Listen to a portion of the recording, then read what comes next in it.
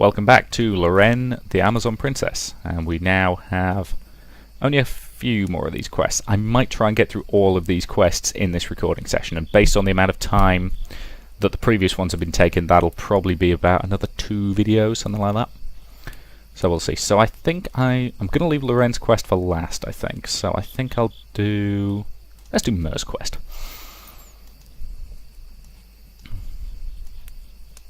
Okay, I'll take her out, then put her in. Okay. Finish. Mer excused herself from the group to travel deep within the Elven Forest with Elnor by her side.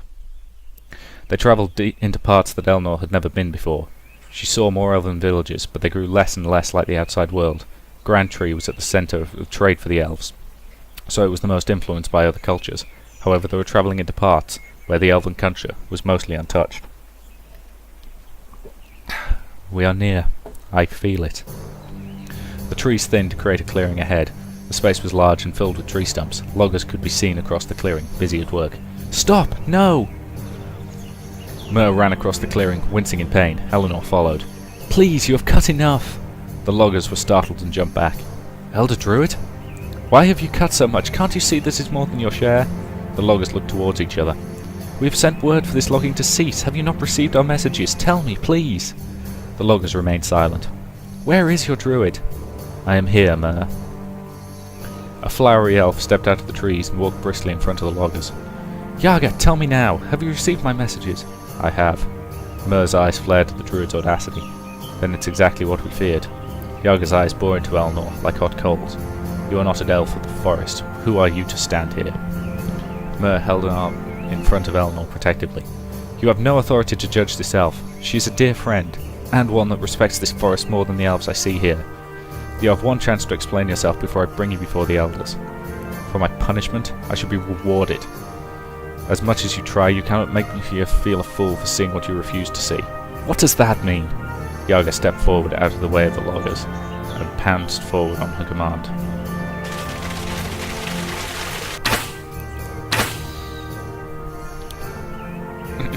Not the bees! Why are you doing this? Excellent question. Stand aside! Wow, these guys are pretty easy. Hope it doesn't come That to barely this qualified as a fight.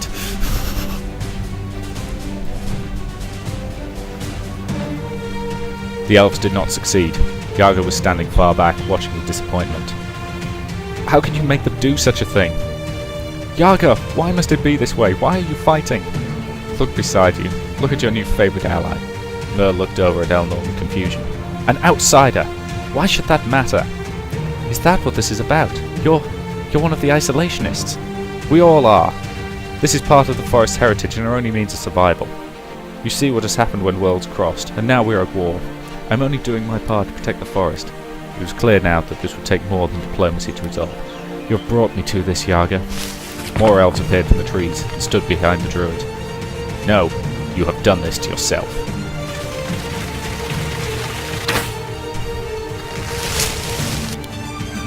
Bees.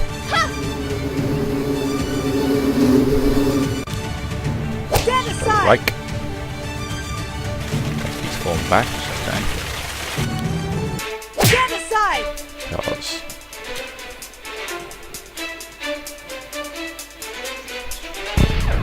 striking for some damage. Some more damage. Striking for less damage, and I didn't think I had it in me. that was really easy. You won! Yay. Level her up.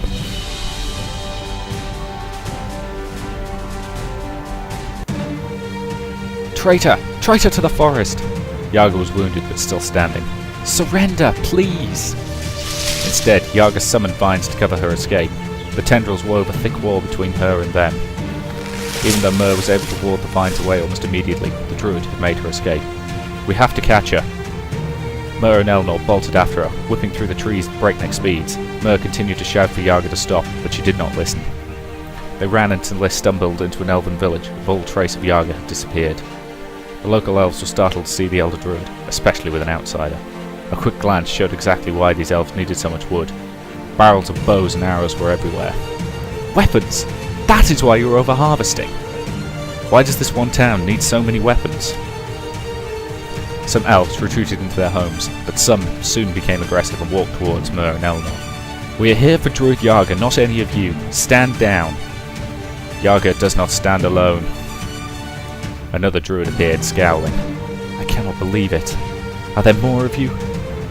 We are many, and we stand against your tyranny. The forest has been corrupted, and we will not sit idly by as it falls. Your way of thinking harms the forest more than you realise. We are the true protectors of the Weald. You are no longer needed. Druid Yaga reappeared. She looked worse than before, but her spirit had not been broken. We can live peacefully with other cultures, only if we allow them to consume our own. No, this is wrong. You cannot be right. Learning from each other will help our society to grow. This is our land. All others must find their own way. If the forest becomes as you want, where will our history go? Our traditions? What will being an elf even mean? You are simply afraid of change. When is it evil? Yes. Yaga made sure the word evil cut through Elnor as sharply as it could. As the Elder Druid, I hereby declare Druid Yaga and Druid Invisad as threats to the forest. Declare what you will, the people will not let you get away with this, and therefore must be eliminated on sight. The rogue druids glowered in anticipation. So says the forest.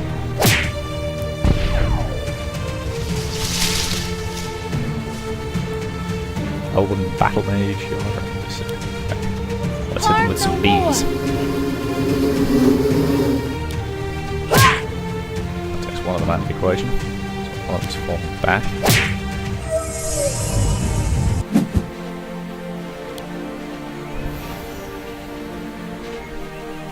Everybody, get down! Okay, he's defending. It's okay.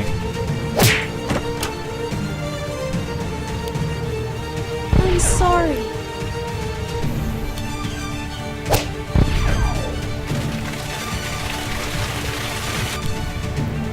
I'll protect Right. you. Bees. Does anyone need healing? And they're gone. Not too tricky a fight.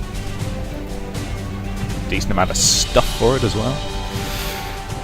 Myr closed her eyes to keep from seeing what she had done. Yaga moaned and twitched. Elnor walked over to her and kneeled down. I can heal you. Don't touch me. Elnor shook her head in disappointment. We cannot do anything for them if they do not want it.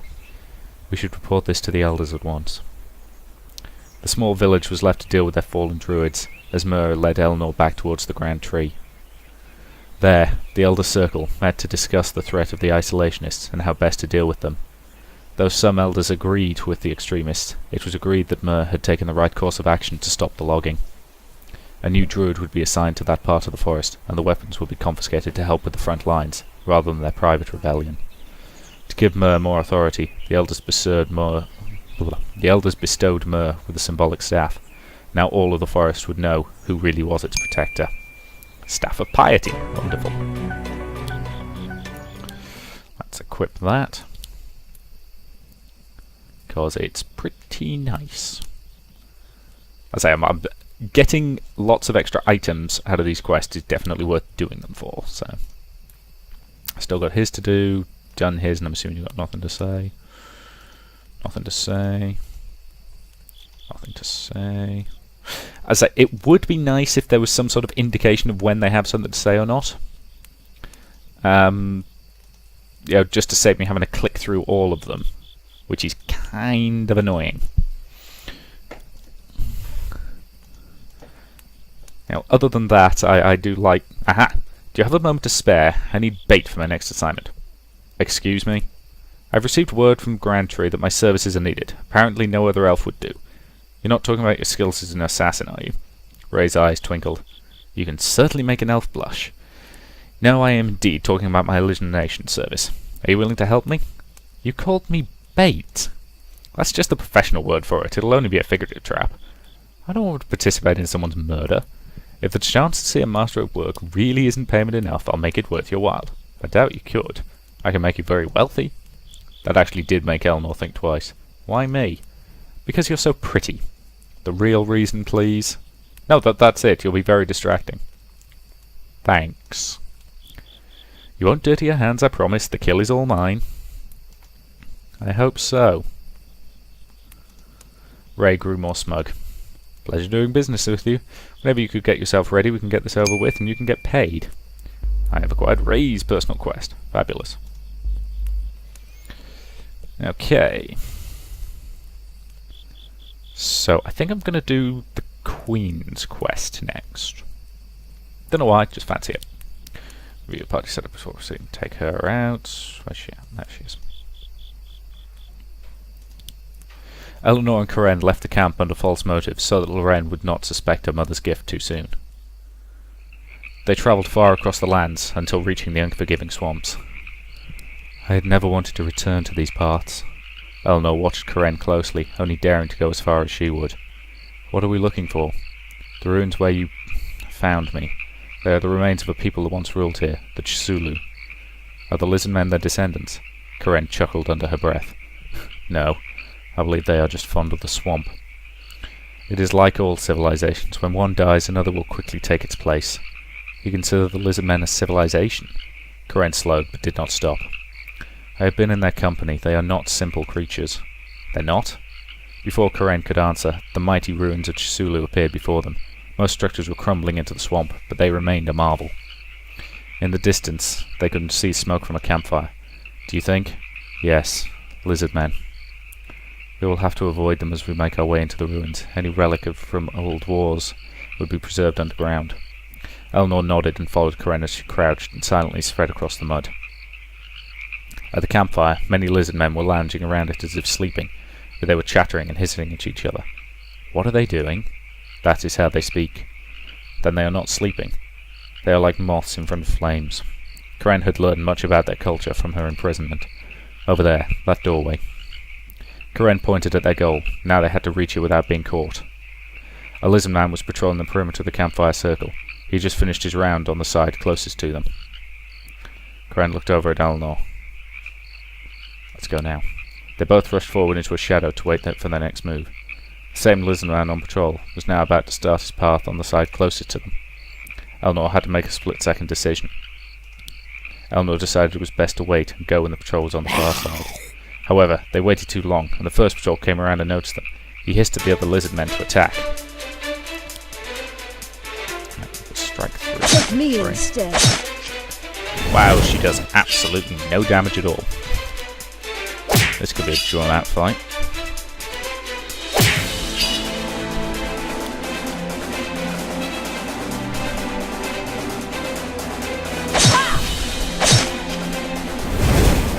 Oh boy, that's bad. Life 3.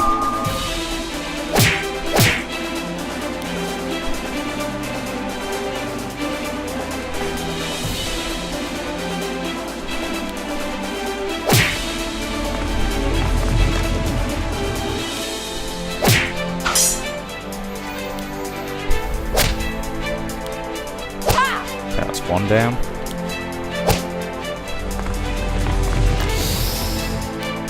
This, I suspect, is going to be a tricky one, because I haven't really used Queen Corinne, so she's kind of underpowered at the moment. There may be strength left in me yet. There we go. I do not like this. We have invaded their home for no glorious purpose. We should avoid killing them. Yes, ma'am. Now, inside of the ruined building, they softly stepped down a dark hallway until they heard more hiss talk. Corinne peered around the corner and saw several lizard men. They both pressed against the wall and calculated a plan. Eleanor needed to time this right. Damn it. Eleanor slipped around the corner, but right into a patrolling lizard man.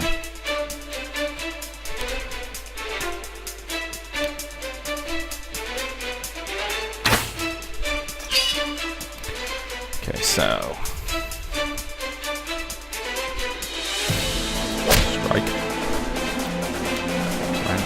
Mark that guy to death, and then you strike. Take me instead.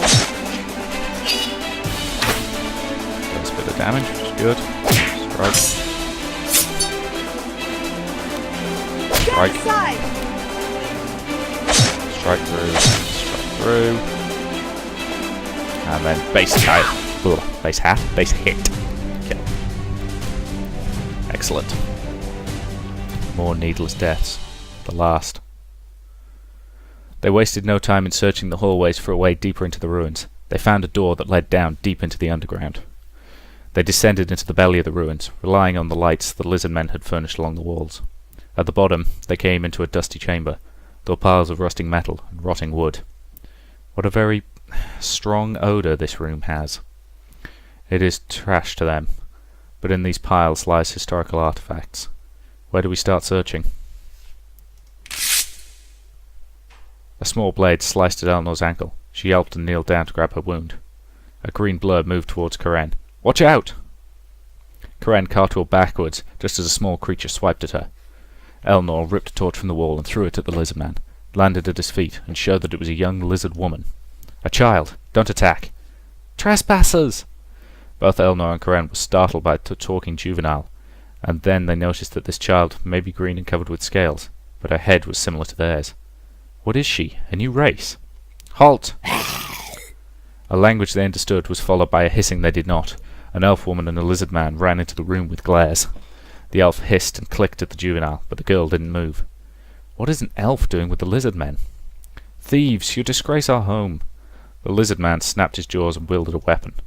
"We don't wish to fight you. We're here to retrieve a relic, and then we will leave peacefully." "Thieves must die!" The child tried to attack Karen, but Eleanor dove down to protect her. The elf mother did what any mother would do. Okay. Elf druid means she'll have magic and most likely... Okay. Haha. Missed. Actually does a little bit of damage. It's worth it. How much? It's not 30. Strike through. It's 25, so... Yeah, it's just a strike through.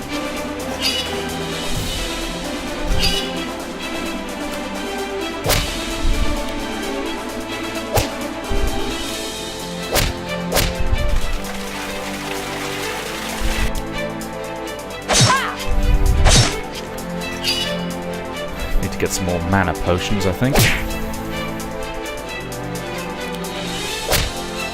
Because I very rarely actually visit anywhere I can shop. Another victory for the Amazons. Oh, bloody hell. Ooh, that did a lot of damage. There may be strength left in you. So did that.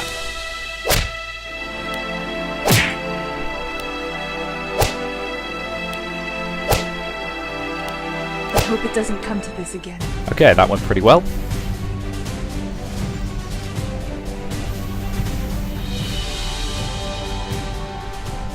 The lizard man and the lizard man and the elf woman ran out of breath and crouched down in defeat.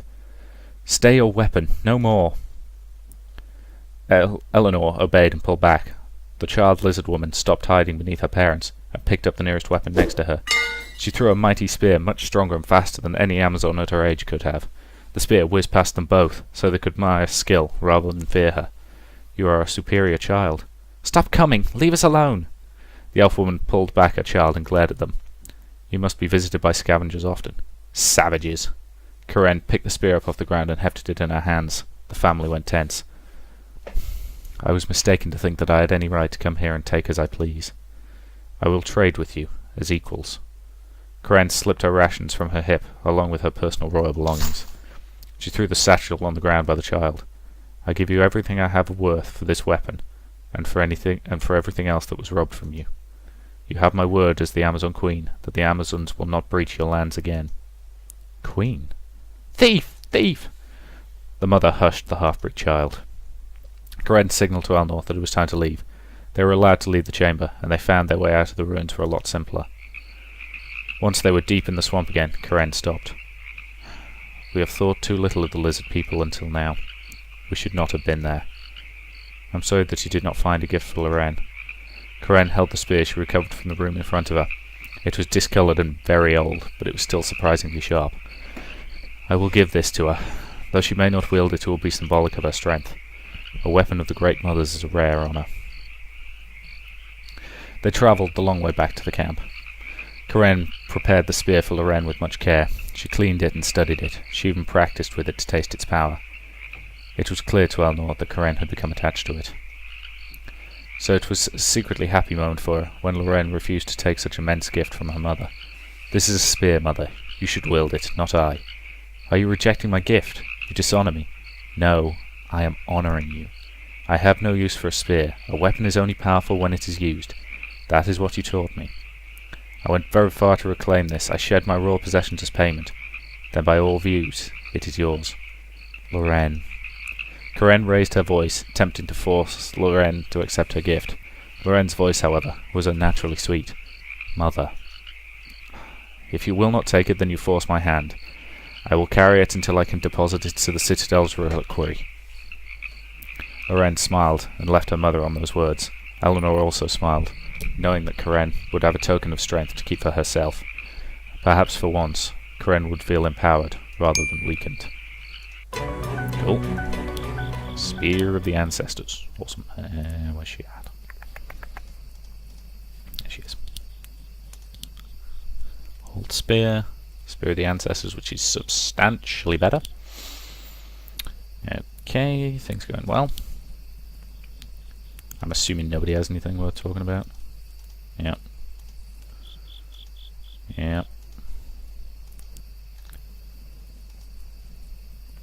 Yep.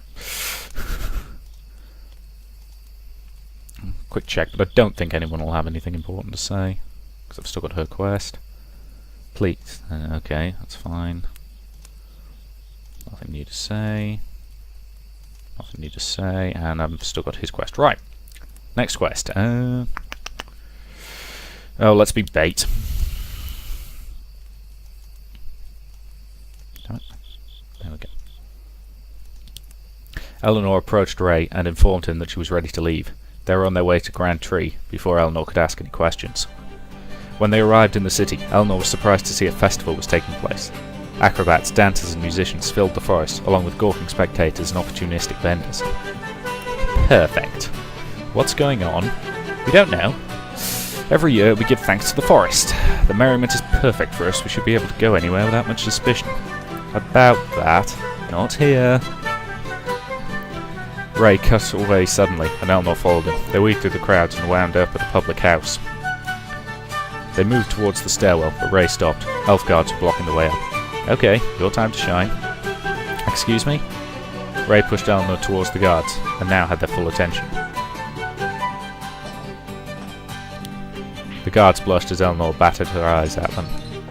Are either of you doing anything for tonight's celebration? The guards fumbled with their words, trying to express that they were free that evening.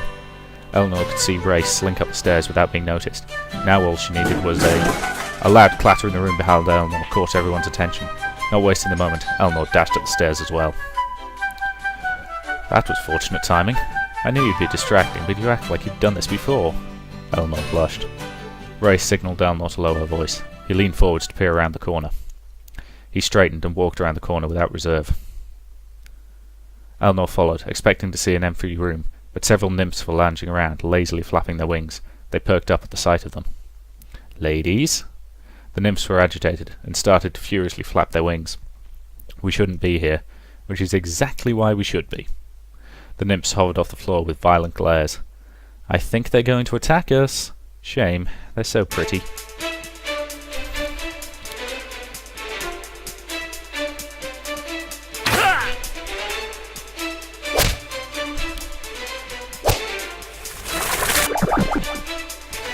Whoa! They've got some decent damage on him. Admittedly, he's got no health at all, but yeah. Yikes. That is bad.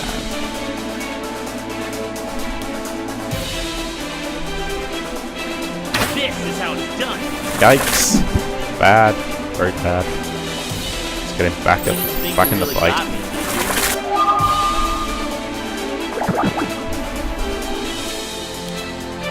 Allow me. Okay, that's two of them down. Strike. She's not defensive. She's the wrong move to make in this situation, I'm afraid.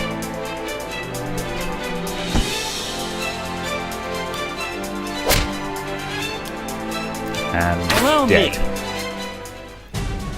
Okay, so I've just killed a bunch of nymphs. I kind of feel bad about that. The nymphs squealed and flew out of the windows. Oh, thank goodness, they just legged it. They barely had time to recover before they heard the sound of people coming up the steps. Distract him for me. What? But Ray was gone. He had disappeared somewhere in the room.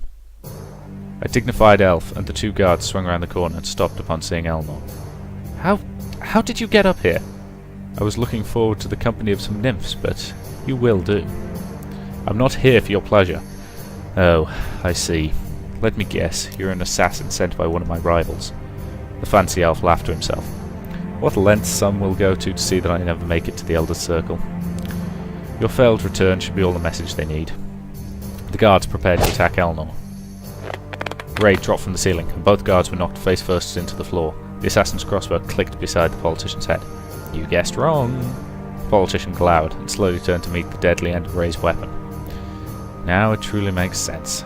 I was meant to see your face before I died. Much more cruel. Ray was confused for a moment, which prevented him from firing his bolt. My face? You're the young Copperleaf child, aren't you? I must say, it isn't working. I feel nothing, and regret nothing. Would you mind making sense, or were those your poetic last words? You don't even know. The politician laughed, and the confusion angered Ray. What don't I know? I knew your parents. The same fool who sent you here to me knew them too. The elf laughed deliriously as Ray kicked him to the floor. Did you really not expect that I might tell you? Did you plan that I would die before I got a chance? Ray glared at the cackling elf on the floor. His crossbow started to tremble. Dark elves. No. You? Ray's voice was low and harsh. And her. They were in our way. Ray's bolt flew from his crossbow, and the laughter ceased. He didn't move for a long while, his eyes still burned into the dead elf. Ray, it's over now. No, it's not over yet. Ray ran forward and leapt out of the room through the window. Elnor ran to the window and watched him hit the ground running. Elnor scrambled to make it out of the building fast enough to keep in sight of where he was going.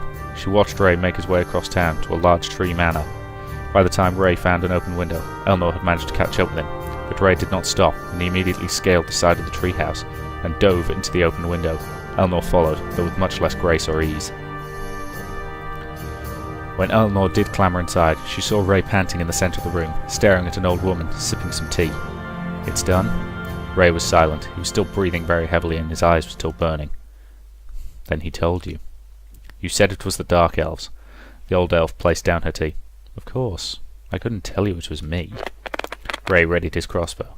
Haven't you killed enough for today? Listen to your friend. Killing me will not bring back your parents. It will avenge them. Revenge holds no reward. Everything about it is hollow. There's nothing you could say that won't end up with you upon my arrows. The elder rose and held a look with Ray. Then she walked towards a cabinet and pulled out a drawer. She pulled out an ornate box and brought it back to the table. Ray kept his aim on her the whole time. I kept this from you, since I was have to explain how it came into my possession. But now that you know, I need you to take care of it. Cleanse me of this guilt. I care nothing for your guilt. I want nothing you cannot give me. My family, my life. I've spent all this time thinking Dark Elves were my enemy. And you grew into becoming one of the greatest assassins that Grand Tree had ever seen. I'm sorry for what had to happen, but if I had to choose, I would rather stay where I am. The old elf called for her pets, and they slithered into the room. They're all mine.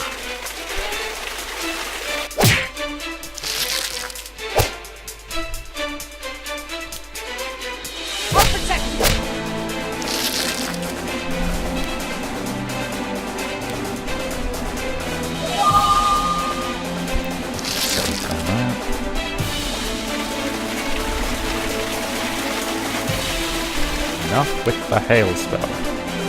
Allow me. Get with some confusion, should. And oh, he gets a second shot as well. Okay, going to put raw damage. Life spell on you.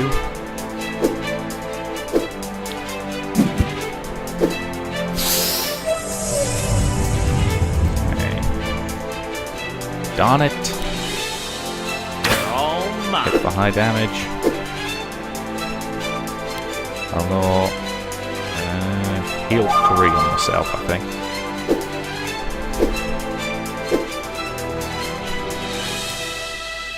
Right, that's him taken out of the equation. Now let's focus on these big snakes.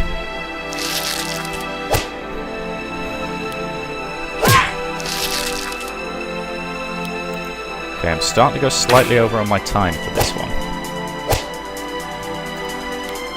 So I will kill this particular snake, I think. And then I'll probably end... Darn it, wrong person. I was controlling him. Fatality. It's gone. Okay, that's a decent point to end this video, so I'll be continuing this fight immediately in the next one. So thank you very much for watching, and I'll see you in the next part.